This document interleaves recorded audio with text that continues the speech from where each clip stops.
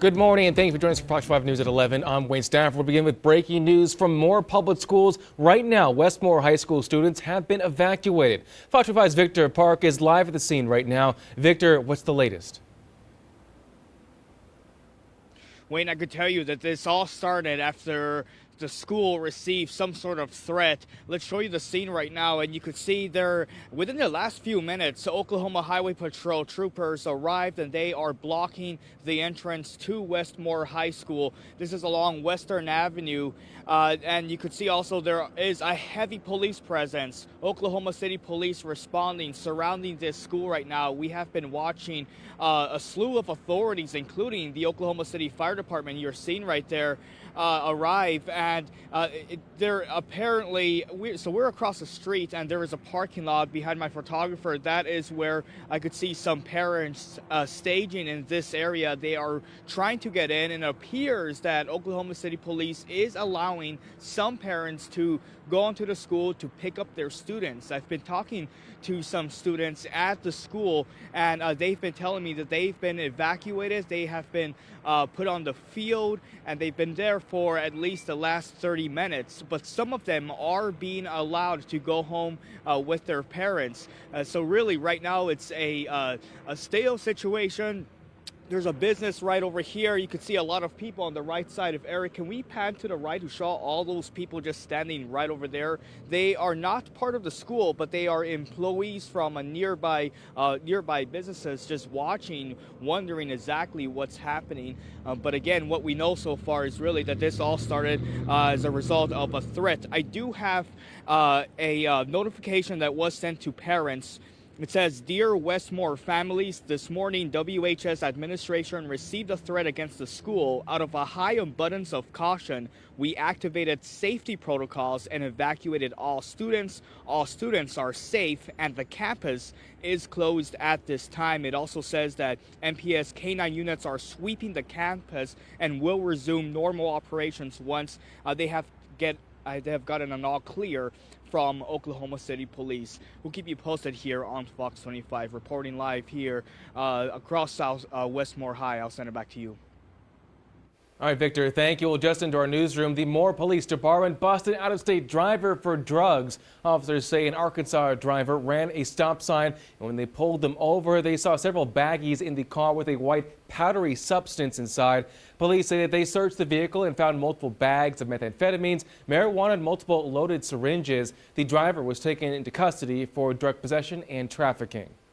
Well, a home in southwest Oklahoma City is heavily damaged by fire. Fire crews say that when they arrived to a home near Southwest 47th and McKinley, there was heavy smoke. Firefighters were able to knock down the fire, and 75% of the home is damaged. No one was injured. Fire officials say the homeowner was in the process of cleaning the house for a new renter. The cause of the fire is under investigation. All right, Elliot, how's our forecast looking today? Yeah, things are looking pretty good as we head into this afternoon. We've got clear skies across the board right now, just a couple of small high-level clouds over our far western counties. The metro is looking great on the Lucky Star Casino Skycam network. Things have been looking nice out there since sunrise this morning. They'll continue to stay that way going into the afternoon. Mid-60s right now for most of us, low 60s in a couple spots off to the west. All of us are going to warm up nicely again because of these winds coming in out of the south. Winds at about 5 to 15 miles an hour. They'll stay on the light side as we head throughout the afternoon. The nice weather continues. Warm temperatures are going to be falling off pretty soon, and rain is on the way. More on that in a few moments, but another great day to go out and get some lunch. Temperatures feeling pretty good out there. We'll be in the mid 60s for about another hour, and then we'll get into the upper 60s and low 70s as we head further into the afternoon. All right, thanks, Elliot. Oklahomans are weighing in on propositions that'll impact communities across the state, and the results are in. We've got your back breaking down what folks voted yes or no to. Oklahomans recently voted to approve medical marijuana, expand Medicaid, and even pass criminal justice reforms. Now, these are all initiatives that started from groups gaining momentum and ultimately advocating to make it on the ballot. There's also been a push from some lawmakers to make the ballot initiative process more restrictive. But those at the Oklahoma Policy Institute say that it's very difficult to get an initiative petition passed. We're up to 832 state questions now, and there are an extremely wide array of issues across and even outside of the political spectrum that have been proposed Very few have even made it to the collection phase, and even fewer have made it actually onto the ballot. A few other states, most recently Ohio, have used initiative petitions to protect abortion rights. And for that very reason, organizers like Americans United for Life are pushing back on the process, saying that largely pro-life states like Oklahoma should instead require the legislature to decide on policies instead of individuals. Well, the most recent initiative petition filed in Oklahoma aims to raise the state's minimum wage. If it passes, Oklahoma workers would be making $15 an hour by 2029. So here's how it breaks down. Employers would be required to pay hourly workers $9 per hour in 2025, $10.50 in 2026, $12 in 2027, $13.50 in 2028, and $15 in 2029. The proponent of the petition says that she's seen people work a full-time job and still struggle to make a living. Hourly employees in Oklahoma currently get paid the federal minimum wage of $7.25. That hasn't changed since 2008, which one local senator believes has made an impact on education. One of the biggest detriments to school achievement is the wage of families. And if you have Oklahomans working 2 jobs and they're a parent of a school-age child, that means that they have less time to do homework with their kids, do extracurriculars. The petition is in the middle of a 10-day appeal. The state chamber also says that they're evaluating how this would affect businesses across Oklahoma. Well, the Norman City Council is considering a proposal to fund 4 new school resource officers from the Norman Police Department, which would cost just over $900,000. Back in 2014, voters approved a public safety sales tax to fund a total of 13 Norman Police School resource officers. Right now, there are only 9, with an additional 18 total from the Cleveland County Sheriff's Office. Law enforcement advocates say that funding and staffing these positions is critical for student safety. But one Norman resident says that he's concerned about the program's impact in schools. We don't have good oversight of this kind of program.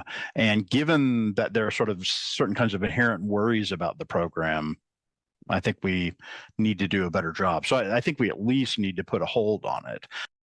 Ellis says that he would rather see guards posted at schools for security that don't have any disciplinary responsibility. But the head of the Norman Fraternal Order of Police is pushing back, saying that taking enforcement action isn't the main idea.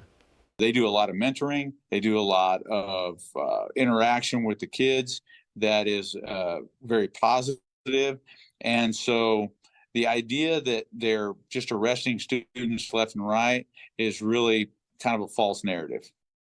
As of this school year, there has been 2 Norman Police resource officers at each high school, 1 at each middle school, and a supervisor. The sheriff's office currently covers all the elementary schools. Well, the results are in for multiple special elections across Oklahoma. Hinton Public Schools had a $32 million bond on the ballot that would be used to build and repair school businesses and buy new equipment. The results were close. Just over 50% of voters were in favor of the proposition. Minko Public Schools also had a multi-million-dollar bond worth more than $22 million, but voters rejected it. The bond would have gone toward a new track, field event area, and turf football field. Over 62% of voters decided against it. Well, voters in Moore passed a $49 million bond to repair and improve city streets. There are 14 total different projects to resurface and widen roads. The most expensive will cost nearly $11 million. Some of those repairs will be on one of the busiest streets in Moore, resurfacing South Telephone Road from Southwest 19th to Southwest 34th Street. The city continues to grow, and we're bordered on 3 sides by Oklahoma City and then to the south by Norman, and so we have a lot of people from other cities come to Moore, and this will just help their commute through Moore and be able to get to places quicker. Moore City Business Manager says that the bond program will not increase property taxes and that construction is expected to take anywhere from 5 to 6 years. Happening today, the Anna's House Foundation and Kimray are partnering to help families have a happy Thanksgiving this year. They're putting together Thanksgiving baskets to help reduce holiday stress. Families can enjoy mac and cheese, corn, green beans, desserts, biscuits, and of course, some turkey. And Mayor David Holt has proclaimed today as America Recycles Day. Officials say that city crews take 250,000 tons of trash to the landfill each year, which is about 2,200 pounds per household. Now, crews are able to recycle about 16,000 tons of that trash, but they're looking to do more. And they're hosting a Facebook Live event tonight at 6 o'clock, so you can learn the ins and outs of the city's recycling program. Fox 25, Kroger, and the Regional Food Bank of Oklahoma are teaming up to help feed hungry families this holiday season. Kroger will donate $3 of credit for every order made in Oklahoma City, benefit the Regional Food Bank. The drive runs from now until November 24th, so scan this QR code to place your order today. Well, happening in your community, Oklahoma State University received a $10 million grant to expand food sovereignty programs in Native communities. Now, experts say that Native Americans' life expectancy is 7 years less than the general population with poor overall health. The goal is to expand the right for tribes to define their own food systems and restore traditional food practices like foraging, hunting, and fishing to improve health. Amazon is opening the first solar farm in Oklahoma. The 100-megawatt project will be placed in Kiowa County, but this isn't the company's first renewable energy project in the state. Amazon has other projects like wind farms in Caddo, Pontotoc, and Beaver counties, which have generated almost $546 million in local economic investment and more than 700 jobs. The Trilogy Tour with international superstars Enrique Iglesias, Ricky Martin, and Pitbull is coming to the Paycom Center. Tickets go on sale this Friday at 11 o'clock on Ticketmaster. You can catch the show February 8th next year. Now your Fox 25 Storm Watch forecast from the Muffin Roofing Weather Center. Well, things are looking pretty nice as we go into your afternoon. Going to be very similar to what we had yesterday. Some pretty warm temperatures going throughout this afternoon. We got clear skies across the board right now, minus a couple of high-level clouds over our far western counties. Lucky Star Casino Skycam Network showing a beautiful look to the metro. Lots of sunshine across our area. Right now, we've got temperatures in the mid-60s around the metro area. A little bit cooler off to the west right now, but all of us are going to warm up nicely going into the afternoon. Winds coming in out of the south at about 5 to 10 miles an hour. They'll stay out of the south this afternoon, which is why we'll see highs around 70 again as we go throughout the afternoon. Upper 60s and low 70s out to the west, low 70s for many of you elsewhere. Going to be fairly warm as you go throughout today and tomorrow as well. Upper 60s for your Thursday. And then temperatures are going to cool off a little bit as we head into the weekend before a large cold front arrives. We'll talk about that cold front in just a few minutes. All right, thanks, Elliot. Well, the House once again passes a resolution that could avoid a government shutdown. But lawmakers aren't out of the clear yet. We're covering some pushback the measure is getting.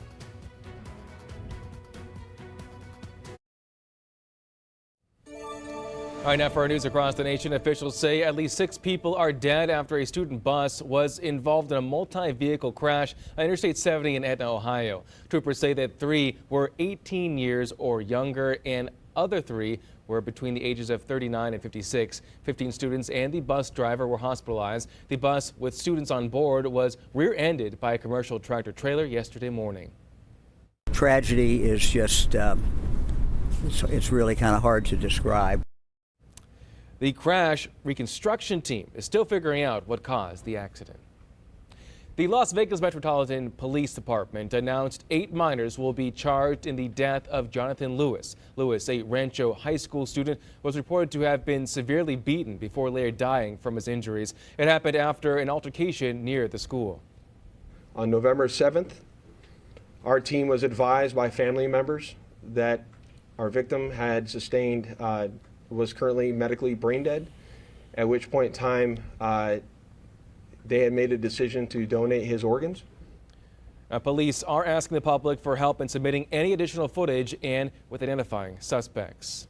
Well, the House clears a big hurdle to avoid a government shutdown. For now, the chamber passed a continuing resolution extending funding for some government agencies through mid-January and others through early February. Democrats joined in to help the measure pass after hardline conservatives in the GOP voted against it because it lacks big spending cuts. Right now, it appears the majority party in the Senate will work together to pass it as well. I intend to support it. It's nice to see us working together to prevent a government shutdown. The Speaker's proposal is far from perfect, but the most important thing is that it refrains from making steep cuts. The government would run out of money after midnight Saturday morning if Congress can't pass legislation and get it to President Biden's desk. But 93 Republicans voted against this continuing resolution, more than the number who voted against the last government funding bill in September. And really all a continuation is a continuation of bad spending policies. Tennessee Republican Congressman Tim Burchett says that he thinks the measure just kicks the can down the road and he wants to pass a real budget. This continuing resolution buys more time for a broader agreement, but it's unclear if the spending cuts requested by Burchett and other hardline conservatives could ever be part of a bill that gets enough votes to pass the House. Well, the March for Israel in Washington was not just about supporting Israel, but demands were made once again to bring the hostages home and to fight back against anti-Semitism. National correspondent Christine Frizzell brings us the latest. The National Mall in Washington packed with people gathering in support of Israel. 5.5 weeks after more than 1,400 were killed there by Hamas. This is totally because of Hamas, because they're holding our hostages and because they attacked Israel. I think this shows the world that we're not afraid and we're here. We're going to stay. We have one country and we're going to protect it. Another central theme of the march, combating anti-Semitism, with incidents up more than 300% from this time last year and skyrocketing on college campuses. Also, the subject of a hearing just a few blocks away.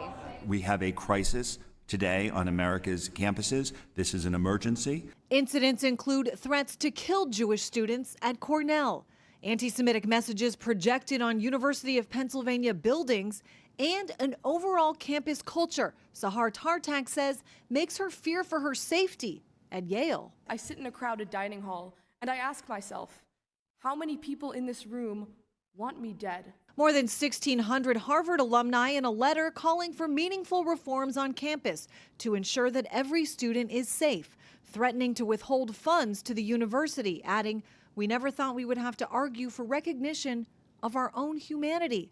Faith leaders demanding change. You are here on Capitol Hill. What do you hope lawmakers can do? We hope lawmakers will simply enforce Title VI. The federal government has as a rule that it will only provide funding to programs, to universities, to public spaces where everyone feels safe. Concerns about safety now and in the future, a presence permeating in Washington. I'm Christine Frizzell reporting. Well, in a breach of protocol, several Senate Republicans forced a procedural vote on a bill for aid to Israel, but Senate Democrats quickly tabled it. The bill passed the House several weeks ago and cuts funding for IRS agents to fund military aid to Israel. Now, Democratic senators have left little doubt that they support aid to Israel, but they're against cutting IRS funds and want to tie aid for Israel, Ukraine, and Taiwan into a single package. And right to repair advocates are calling on the Federal Trade Commission to create new rules. iFixit and the U.S. Public Interest Research Group want it to be easier for consumers to fix their own devices. The group sent a petition to the FTC requesting new right to repair rules. All right, Elliot, how's our Wednesday looking?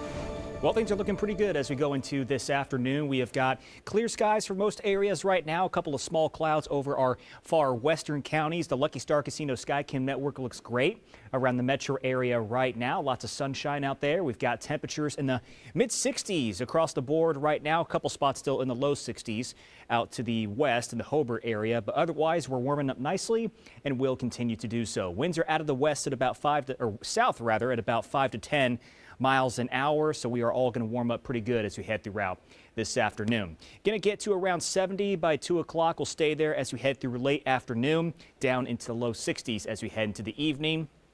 Once we get past sunset, we dip down into the mid to upper 50s, and then we'll get down into the low 50s going into the overnight tonight. Two cold fronts on the way. The first one's going to be moving in Thursday night into Friday morning. This will bring us down into the low to mid 60s for the end of the week. We'll catch a couple spotty showers over the northwestern portions of the state on Thursday, but otherwise not really expecting much of anything from this first cold front. The second cold front, different story. We are going to see more scattered rain Sunday night going into early Monday morning. Not to mention those north winds are going to rush in behind that front and cool us down nicely as we head into next week. We get to enjoy the low to mid 50s for high temperatures Monday and Tuesday of next week. So that is going to be some very nice weather to look forward to. And then as we go beyond that, we're still looking to see some nice cool temperatures even through the end of next week. But as far as the accumulation of rain goes for that second cold front, maybe 1/4 inch of rain at most, but we're really not looking to see a very high accumulation. It's not going to be widespread rain, just a little bit of scattered rain. But looking further ahead, we could be below average for a while once we get into the 50s next week. So we just got to deal with the next couple of days, but we are looking to cool down a decent amount over the next several days. Low to mid 60s going into the weekend, 50s next week. All right, thanks. Well, coming up, it's Wednesday, and that means we get to share with you our Waiting Little of the Week. Next, we speak with Jeff Moody with the Big Brothers Big Sisters program right here in the studio.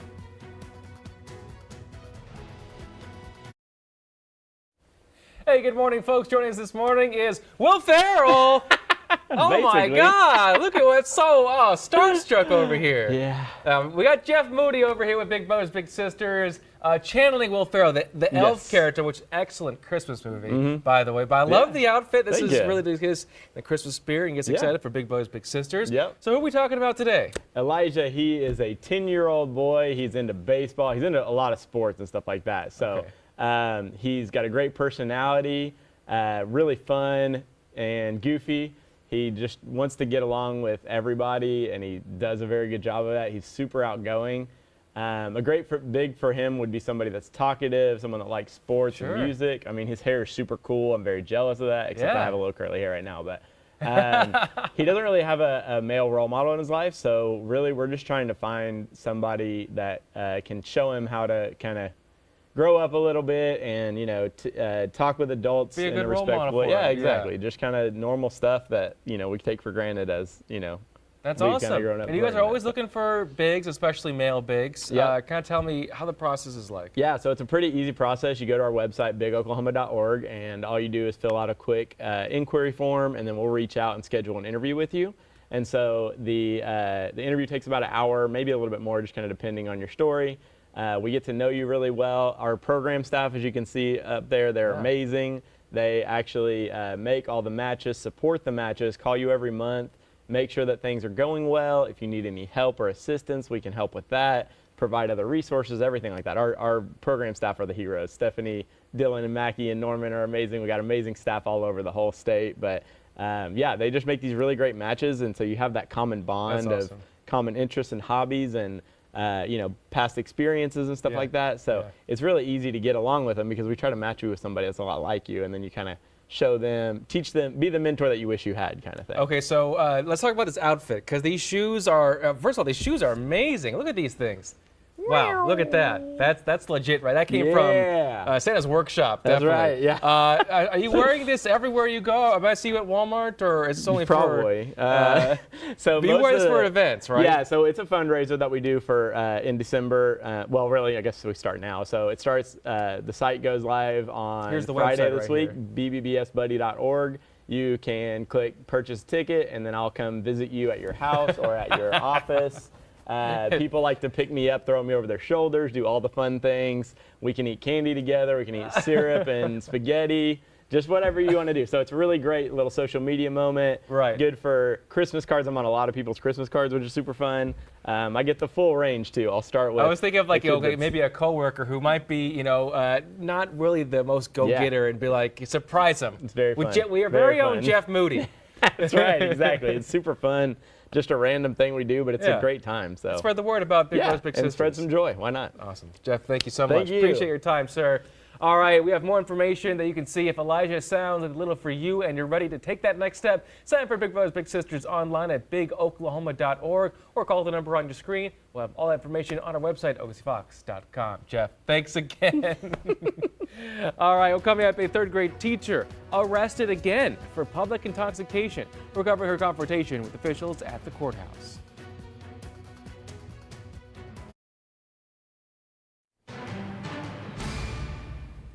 Welcome back to Fox 5 News at 11. I'm Wayne Stafford. We'll begin with that breaking news again from Moore Public Schools. Right now, Westmore High School students have been evacuated. Fox 5's Victor Park is live at the scene. Victor, do you have any update for us?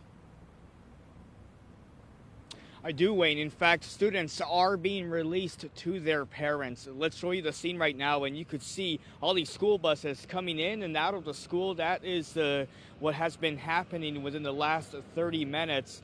Students, again, are being released to their parents. We've been watching a lot of parents go in and out of the school also. All this started from a threat that came in earlier this morning. It's unclear what kind of threat or where did it came from, but Oklahoma City Police and Oklahoma City Fire has surrounded this school, Westmore High School, and right now we're just waiting for the school and certainly OKCPD to give it the all clear. And whenever they do, we will let you know on air and online at OKCFox.com. Reporting live here from the city's south side for Fox 25 News, I'm Victor Park.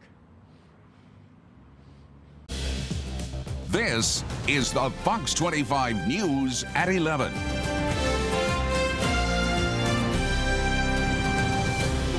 Right now, flustered Starbucks employees in the metro are on strike, and they're telling Fox 25 what changes they would like to see happen. Plus, first responders are seeing an alarming amount of overdose calls across the state. What's being done to help stop the uptick? Good morning, and thank you for joining us for Fox 5 News at 11. I'm Wayne Stafford. Developing this morning, thousands of Starbucks employees are on strike, including many here in the metro. Now, it is happening on what is usually one of the busiest days of the year for the coffee chain. Victor Park joins us live from the city's northwest side, where he spoke to those on the picket line. And Victor, tell me, why are they picketing? Well, Wayne, right now there are at least a dozen of workers out here in front of this Starbucks location at Northwest 36th and May. This is part of a 2-year effort to unionize the company stores. Union busting's got to go. Ho, ho, ho, ho. Union busting's got to go. Yeah, OKC Starbucks Workers United is encouraging workers to walk off from 7 a.m. to 1 p.m. Here is why. Today marks the annual Red Cup Day. This is when Starbucks gives away thousands of reusable cups to customers who purchase holiday drinks. Now, workers are demanding the coffee giant change its labor practices. Some claim the conditions they work in are unfair. Others say they are overworked and are asking Starbucks to stop having promotional items. They say it is causing an influx of customers and workers aren't prepared. And we're just trying to send a message to the company that we deserve to be treated with respect. But they chronically understaff us and they won't come to the bargaining table, so we're here out on strike. Yeah, this morning we were told by striking workers that no Starbucks in the metro is actually shutting down as a result of the strike, and that is because managers have been forced to take orders. And by the way, at least 5,000 workers are hitting the picket lines across the country, and organizers say this is really the largest worker strike from Starbucks yet. And tonight on the Fox 25 News at 5, I'm going to dive into some of the serious claims these workers have against Starbucks. Reporting live here from the city's northwest side for Fox 25 News, I'm Victor Park. Victor, thank you very much for that live report right there. All right, Ross, how's the forecast looking today? Pretty good for the most part, Wayne. We had a little bit of a foggy start, but now a live look out there across our Lucky Star Casino sky cam network. Temperatures warming up into the mid-50s. Some locations have some sun, whereas others, like the northwest side here out of our Cumulus Lake Hafner camera, a little bit cloudier there. And that's really going to be the trend over the next several hours. But for the time being, overall feeling pretty good. Again, mid to upper 50s across the central part of the state. A few low 60s there. Enid and Watanga both at 61 here currently. Winds also going to be on the breezy to even windy side later on this afternoon. Anywhere from about 15 to 20 miles per hour right now, but we could see wind gusts closer to about 30 miles per hour as you get into the late afternoon and early evening here later on today. Temperature-wise, we're going to continue to warm up into the mid-60s. I mentioned that increase in cloudiness this afternoon ahead of our first of 2 cold fronts on the way here over the next several days. We're not expecting rain with the cold front tonight, but we will be as we head towards your weekend. So I'll have some details on that coming up here for you in just a few. Ross, thank you. New this morning, Enid police arrest 2 men on charges of caretaker abuse. In June, police received a tip that there was alleged abuse happening at the Robert M. Greer Center. Now, this center is for adults with intellectual disabilities and mental illness. Detectives say that Jonathan Martinez and John Nieto were taken into custody for allegedly choking, beating, and waterboarding clients at the center. Authorities say that Jonathan Orozco also wanted for abuse, but detectives believe that he left the state to avoid being arrested. If you see him, contact police. Senator Paul Rosino released a statement about the allegations. He says, quote, "The allegations of extreme abuse coming from the Robert M. Greer Center in Enid shook me to my core. We have invested so much time, effort, and resources into building a system that provides a good life for Oklahomans with developmental disabilities. We will not tolerate maltreatment of people, period." Oklahoma City Police, they need your help finding a missing woman. Take a look here. 69-year-old Gloria Sunderland was last seen around 4:30 yesterday afternoon near Lake Overholser and Northwest 10th. Officials say that she left on foot with no cell phone and was last seen wearing blue jeans, a black hoodie, and camo shoes. If you see her or know where she is, contact Oklahoma City Police. Now, police also need your help identifying the person in this video right here wearing a pink hoodie. They are accused of robbing a GameStop Memorial and Penn last week. Now take a look at this video. You can see the man, again, in the bright pink hoodie, shove items into a trash bag and carry merchandise out of the store. If you have any information or recognize him, you're asked to leave information, or you can leave an anonymous tip to Crime Stoppers by calling 405-235-7300 or going to OKCCrimeTips.com. There may be a cash reward. One man is facing murder charges in connection to a deadly shooting in North Tulsa. On Friday, police found Nicole Jackson dead and another man hurt. Police say that Andrew Henry admitted to shooting the 2 victims, but claims it was in self-defense after getting into a fight with Jackson, who was his ex-girlfriend. We now know the identity of a 16-year-old girl who was found dead Monday night in Bartlesville. Police that Marcus Scott's body was found on the side of Highway 60 with multiple gunshot wounds. A possible suspect has been identified and was arrested in Coffeyville, Kansas. Police are now asking for witnesses to come forward with any information. A Tishomingo woman is sentenced to 18 months in federal prison for embezzling more than $1 million from a local business. 45-year-old Stephanie Fain was the office manager for General Lighting and Sign Services Incorporated here in the metro. Officials say that from 2018 to 2021, she issued 294 unauthorized checks from the company's bank account and defrauded them $1.4 million. She pleaded guilty and has been ordered to pay back the money. Local police departments continue to battle the ongoing fentanyl crisis in the state. And down in Norman, police are honoring 2 women who helped several people who were overdosing. In March, Kayla McKinney and Kiana Cross were on a Zoom meeting with someone that person passed out and started gasping for air. Now, they called 911, and when police arrived, they found the person who'd passed out and 2 other people who had overdosed on fentanyl. During a Norman City Council meeting this week, police awarded McKinney and Cross with Civilian Service Medal for helping save those 3 lives. EMSA is reporting a rise in overdose calls across the state, and resources like Narcan are becoming more important by the day. EMSA says compared to last year, the OKC area is seeing a 9% increase in overdose calls.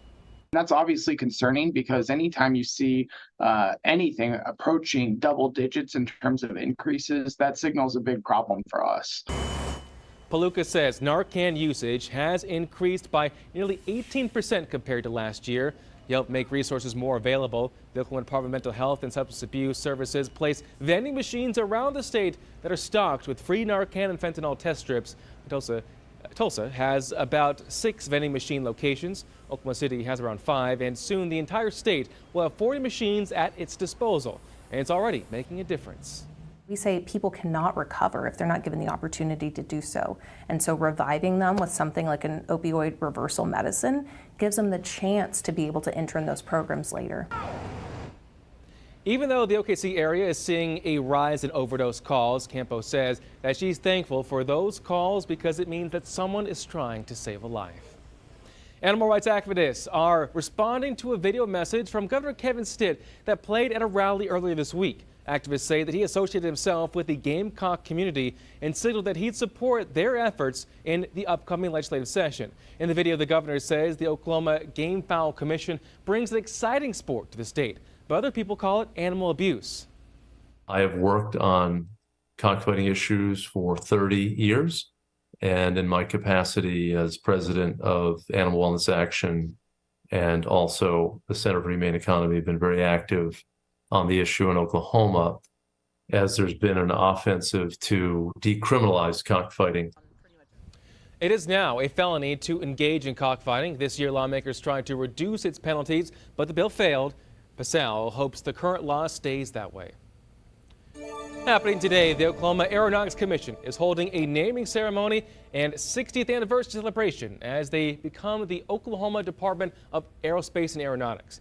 The agency will still provide programs in airport infrastructure, aerospace business development, education, and safety. The new name is already in effect and reflects the expansion of the industry. The ceremony and celebration starts at 2 o'clock this afternoon. Well, the Oklahoma Development Finance Authority is holding a special meeting today. They will consider approving the Rapid Community Response Program designed by the Department of Commerce after North American Michelin announced it is closing the Ardmore facility. The special meeting starts at 2 this afternoon. Edmond Public Schools is holding a support career fair this afternoon. They're looking to hire 50 new employees and are offering help with applications and on-site interviews. It runs from 2 to 5 at the Edmond Public Schools Admin Center. The holiday spirit ramps up with the 22nd annual Oklahoma City Tree Lighting Festival today. You can catch today's performances, family-friendly activities, photos with Santa, face painting, and more from 5:30 till 7:30 tonight. There's a look at some of the festivities from previous years. The best part is the festival is free and open to everyone. Fox 25 and Kroger and the Regional Food Bank of Oklahoma are teaming up to help feed hungry families this holiday season. Kroger will donate $3 of credit for every order made in Oklahoma City to benefit the Regional Food Bank. The drive runs from now until November 24th, so scan this QR code to place your order today. Now your Fox 25 Storm Watch forecast from the Muppin Roofing Weather Center. Happy Thursday to you, folks. Cloud cover a little bit more here today than what we've seen over the past several. It's been warm, yes. We've had temperatures in the upper 60s and lower 70s, but we've had a lot more sunshine, at least through the first half of this week. Not necessarily the case here this afternoon. Live look out there on Doppler 1. You can see those clouds streaming in from the west and northwest. That'll help keep our temperatures down just a little bit, back into the mid to upper 60s here later on this afternoon. So not nearly as warm as we've seen, but still pretty comfortable, although it will be quite windy and breezy out there. Wind gusts upwards of about 30 to even 35 miles per hour late this afternoon and this evening. Ahead of our next cold front moving into the state. Thankfully, not going to impact your plans all that much. No rain or storms expected with the cold front tonight. So overall, temperature-wise, not going to see much of a drop, only into the low to mid-60s for highs tomorrow. But we do have a second cold front on the way by the end of this coming weekend. That will not only bring us much colder weather, but also some pretty significant rain chances as we head into Sunday and even Monday. Potentially some severe weather as well. So we'll talk about that severe weather risk coming up here for you in just a few. This is the Fox 25 News at 11. Right now, we're covering the standoff in southeast Oklahoma City and checking in with Victor Park, who's at the scene for an update. And we're covering how state and local officials in Ardmore are teaming up to help lessen the impact Michelin plant closing will have on the community. Good morning. Thanks for joining us today for the Fox 25 News at 11. I'm Shelby Love, and we're continuing our coverage of the standoff in southeast Oklahoma City. Victor Park is live near Southeast 59th and Sunny Lane. Victor, what are the updates? Well, Shelby, just within the last half hour, we heard loud bangs at this apartment complex. As we're going to zoom in, you're going to see that building officers have been focusing on for at least 5 hours now. We're going to zoom in and into a window, and that is where officers threw some kind of device in there, possibly a flashbang. This is what we know so far. All this started around 6 a.m. this morning when police say a man and a woman got into some kind of dispute inside an apartment unit, and at some point he would not let her leave. They say that he got really intoxicated and eventually fell asleep. and the woman took that as an opportunity to call 911. Officers arrived. They say the man has not come out yet, again, since 6 a.m. this morning, and so SWAT team was called in. There are multiple armored vehicles here at the scene, from a Bearcat, what they call, along with a sort of like bulldozer looking kind of vehicle. But in any case, there were also some evacuation orders in place for those who live in that apartment complex. Again, they really have been using all kinds of devices and a loud bullhorn to try to get this person out, but have been unsuccessful. We'll keep you posted here on the Fox 25 News. Reporting live here from the city southeast side for Fox 25 News, I'm Victor Park. Victor, thank you for the update. Now let's take a look at our forecast. Hey, Ross. Hey, Shelby. Good morning to you. I got to say, one of our directors, Ryan, he had to bring me in a monster today. Kind of juiced me up a little bit because it's kind of a sleepy Friday for you out there. We had some patchy fog to start you off, and it's still pretty overcast out there across much of central and southern Oklahoma. Pretty cloudy and overcast, guys, out across our Lucky Star Casino Sky Cam network here this morning.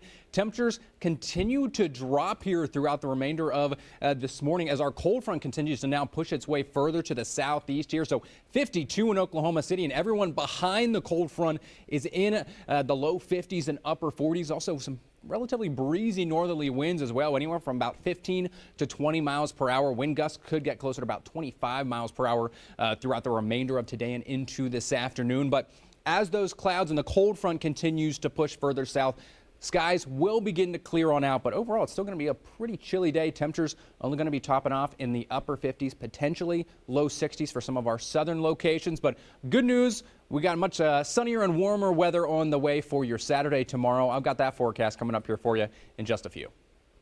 Ross, thank you. And police are investigating after a deadly shooting in northwest Oklahoma City. Officers say they were called to a home near northwest 158th and MacArthur yesterday evening. One man was found dead inside the home and another was taken to the hospital. Police say when they first arrived on scene, they found several children inside. When the first officer arrived, we had a very chaotic scene with some children who were very upset, realized that we had a domestic situation. Police say there were 6 kids at the home who were all safe and are with family members right now. Officials have been working on the scene overnight, interviewing anyone who might have information on what happened. Police say they haven't interviewed the kids yet. There's a special process they do have to follow for that.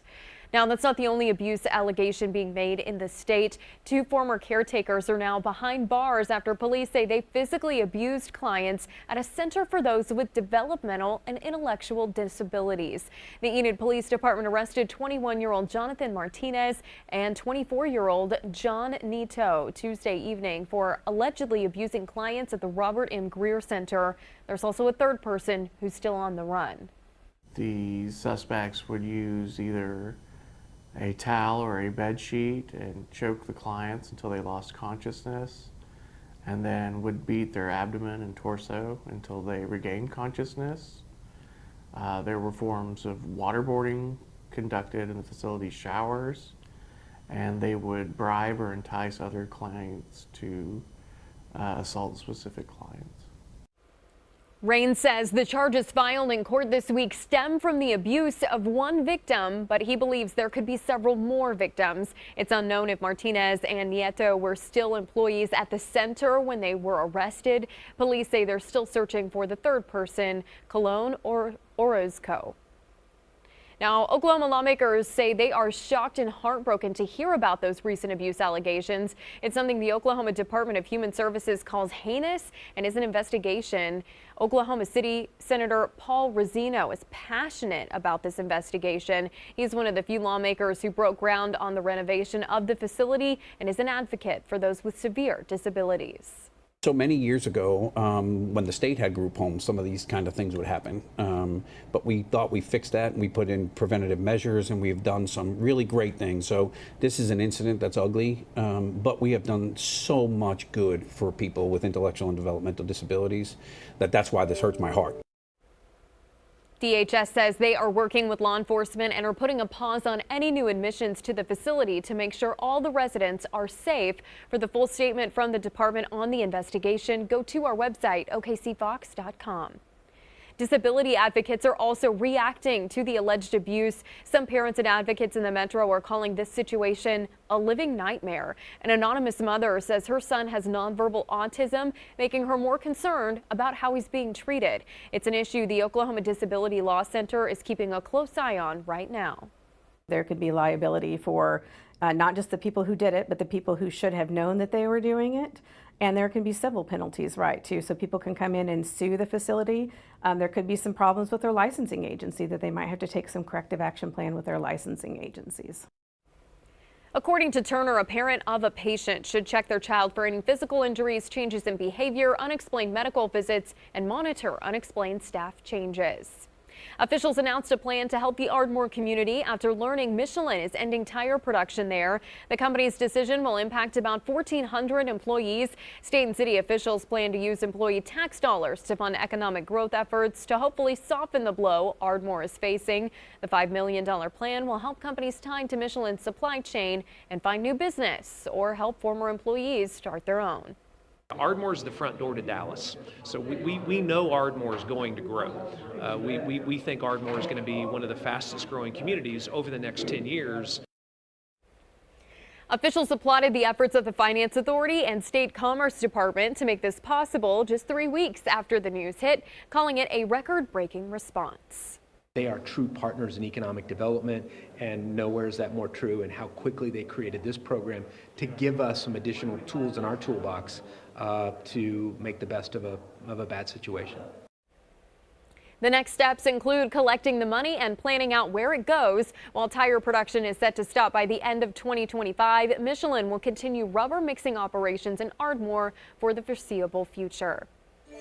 Now happening today, you may be saving some holiday shopping for post-Thanksgiving deals, and the Oklahoma District Office wants to make sure Oklahomans shop local this season. Small Business Saturday is next weekend on November 25th and encourages Oklahomans to shop small and support local.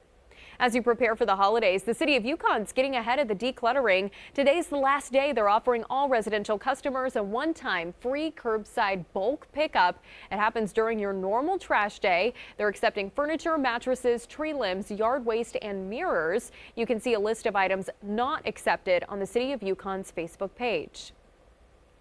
Embark is celebrating the Oklahoma City streetcar's 3rd year of service with free rides each weekend starting today. You can hop on for no charge on Fridays, Saturdays, and Sundays through December 31st. Folks can also catch a free ride after parking in one of Embark's 5 public parking garages. Each receipt is valid for 2 people for 24 hours. Fox 25, Kroger, and the Regional Food Bank of Oklahoma are teaming up to help feed hungry families this holiday season. Kroger will donate $3 of credit for every order made in Oklahoma City to benefit the Regional Food Bank. The drive runs from now until November 24th, so scan this QR code to place your order today. Happening right now, the Salvation Army is kicking off their Angel Tree gifting program. You can help a child in need this Christmas season. Victor Park joins us live from Quail Springs Mall, where the event is kicking off. Hey, Victor. Hey there, Shelby. That's right. And this is the infamous angel tree, the angels being the kids listed in each of these tags. There are dozens of them. And basically how this works, if you come here, you pick up one of these tags and fulfill the gifts on their wish list. You can also do something different this year. They are going virtual, and so you could go to tsakokh.org and you could fulfill a child's Christmas gift there. But look, this kicked off earlier this morning, just about an hour ago. They had some music, among other things here, the Salvation Army here at Quail Springs Mall. Some speakers too. Now, the Salvation Army has been blessing thousands of kids for decades. Last year, there were more children in our state in need, but that number has fallen, and some believe people are more financially stable. But right now, there are still at least 2,100 kids across Oklahoma in need. The impact is really for us to be able to show fellow Oklahomans who are struggling that there are others out there who love them, care for them, and want to be able to provide a Christmas for them, to where at that Christmas morning when the child comes to that tree, they feel that joy and awe and wonder of Christmas. Now, the Salvation Army has been doing this for 40 years, and it actually started out in the East Coast and made its way across the country. One other way you could also help is by donating. When you see one of these kettle cans here and these bells right here, they have one here at Quail Springs Mall and the Sooner Mall in Norman. And by the way, there's a hard deadline of granting one of these gifts for these angels, and that is December 5th. Reporting live here from the city's north side for Fox 25 News, I'm Victor Park. Victor, thank you so much. And special elections start today. We've got your back breaking down some proposition folks will vote on across the state. Voters in Blaine County can vote on a $32 million bond for Hinton Public Schools. It would help construct and remodel school buildings and equipment. Mingo Public Schools also has a multi-million-dollar bond worth $22.5 million for new track, field event area, and turf football field. Down in Cleveland County, voters in Moore will decide on a $49 million bond to construct and repair streets and bridges. Polls are open from 7 to 7 today. You can find your polling place and see a sample ballot on your OK Voter portal. Don't forget to bring proof of your identity as you head out to the polls. Oklahoma City Public Schools is launching a new model to connect with community partners. School Connect brings a diverse network of businesses, nonprofits, families, and community members together to support the district. Officials will explain more about the launch and the impact it could have on students and teachers. It's happening right now. We've got your back with a road closure happening today. Santa Fe will temporarily close from Northeast 29th to Northeast 30th for railroad repairs. It's expected to last through Monday, November 20th. And the Oklahoma City Zoo is holding their second food drive of the year. Now through Friday, guests can bring canned or non-perishable food for half of general admission. Right now, 40 million people are struggling with hunger across the country, and 12 million are kids. The zoo is joining in on the fight against hunger to support local food pantries this week. The Downtown Edmond Business Association is holding their Deck the Downtown event tonight. Folks can see a 20-foot tree, Santa and Mrs. Claus, free horse-drawn wagon rides, live reindeer, and hot chocolate. There will also be a live music and sing-along. It starts at 5:30 tonight. Fox 25, Kroger, and the Regional Food Bank of Oklahoma are teaming up to help feed hungry families this holiday season. Kroger will donate $3 of credit for every order made in Oklahoma City to benefit the Regional Food Bank. The drive runs from now until November 24th, so scan this QR code to place your order today. Now your Fox 25 Storm Watch forecast from the Muppin Roofing Weather Center. Well, things are looking nice and sunny as you head throughout the rest of today. Temperatures are going to warm up nicely as we head into the afternoon. Let's get you guys outside to see what's going on. We got clear skies across the board. Right now, things are looking wonderful on the Lucky Star Casino Skycam network. Checking out the metro right now. Temperatures in the mid-60s around the metro area, low 60s off to the north and west. The Clinton area, the only spot that's left in the upper 50s for now, but we're all going to warm up nicely going throughout the afternoon. Winds are turning out of the south. We got some breezy conditions around the Woodward area, but outside of that, winds are feeling pretty good, especially since they're coming out of the south. Highs will be in the upper 60s and low 70s as we head throughout this afternoon, and we're going to see above average temperatures for the next couple of days. But you'll notice a big drop in temperatures going from Thursday into Friday. We'll talk more about that in a few minutes. Today is the first time the House could vote on a new funding plan. We're breaking down how the House Speaker plans to keep government agencies open.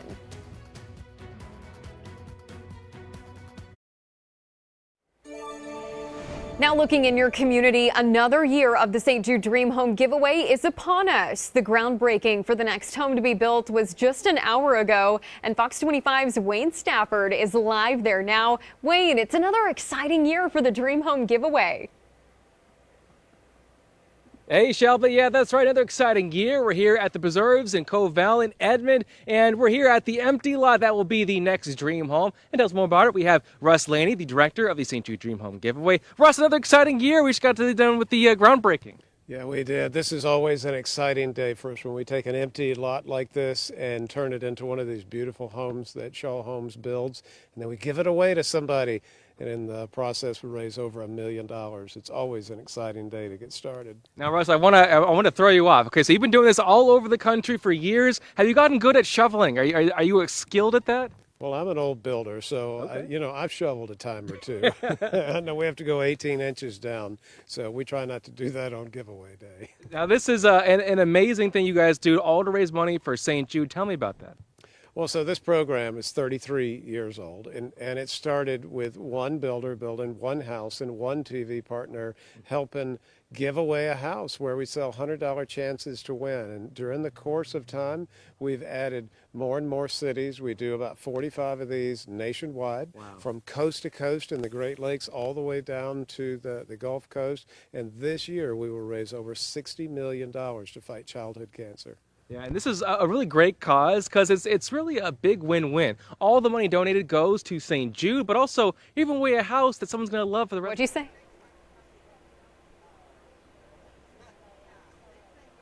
Homes nationwide vary in about $400,000 to up to about $700,000 in value, and someone buys a single $100 chance to win and wins one of these beautiful homes. So that's pretty cool.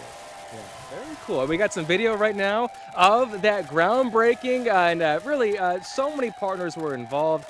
We had Shaw Homes, Bob Moore Auto Group, lots of community groups as well. You guys really bring everyone from the community to get involved in that. It takes a village. It absolutely does. So Danny Thomas said he'd rather have 1 million people donate $1 than one person donate $1 million. And the St. Jude Dream Home giveaway is exactly that. It takes trade partners, takes volunteers, our media partners, our builders, our land developers, our national sponsors, and all of these folks collectively make it possible. Fantastic, Russ. Thank you so much. Appreciate you, sir. And of course, we're going to be following this and have more in just about 30 minutes right here on Fox 25. Shelby?